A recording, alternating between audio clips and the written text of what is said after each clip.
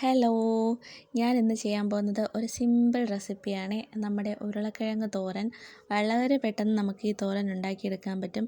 നല്ല ടേസ്റ്റാണ് കേട്ടോ ഒരു തോരൻ. ചോറ് കഴിക്കാൻ ഇത് മാത്രം മതി. അപ്പോൾ എങ്ങനെയാണ് ഈ ഒരു തോരൻ ഉണ്ടാക്കുന്നതെന്ന് നമുക്ക് കണ്ടിട്ട് വരാം. അതിനായിട്ട് ഞാൻ 2 ഉരുളക്കിഴങ്ങ് നന്നായിട്ട് ക്ലീൻ ചെയ്ത് കട്ട് ചെയ്തെടുത്തിട്ടുണ്ട്. പിന്നെ ഒരു സവാള ചെറുതായിട്ട് അരിഞ്ഞ് 2 പച്ചമുളകും ചെറുതായിട്ട് കട്ട് ചെയ്തെടുത്തിട്ടുണ്ട്. പിന്നെ അര കപ്പ് തേങ്ങയും കൂടെ എടുത്തിട്ടുണ്ട്. ഇനി നമുക്കൊരു ചട്ടി അടുപ്പത്ത് വെച്ച് ചൂടാക്കിയിട്ട് ആ എണ്ണ ഒഴിച്ചു കൊടുക്കാം. എണ്ണ ഒന്ന് ചൂടായി വരുമ്പോൾ അതിലോട്ട് നമുക്ക് കടുകൊക്കെ ഇട്ടൊന്ന് പൊട്ടിക്കാം. ഇപ്പം നമ്മുടെ കടുകൊക്കെ പൊട്ടിച്ച് വന്നിട്ടുണ്ട്. ഇനി നമുക്ക് ഇതിലോട്ട് നേരത്തെ അരിഞ്ഞു വെച്ചിരുന്ന സവാളയും പച്ചമുളകും കൂടി ചേർത്ത് കൊടുക്കാം.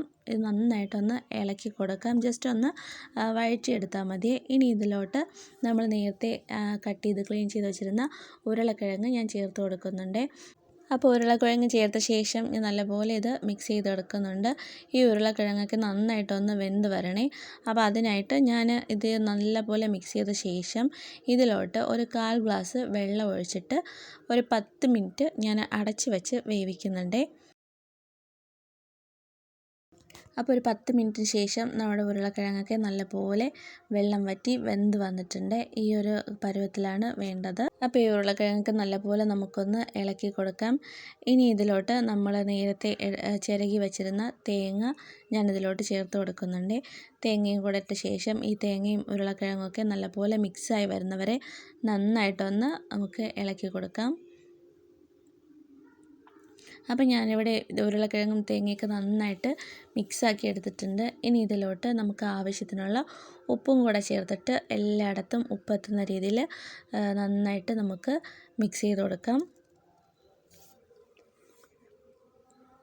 അപ്പോൾ ഇപ്പോൾ നമ്മുടെ ഉരുളക്കിഴങ്ങ് തോരൻ നന്നായിട്ട് റെഡിയായിട്ട് വന്നിട്ടുണ്ട്.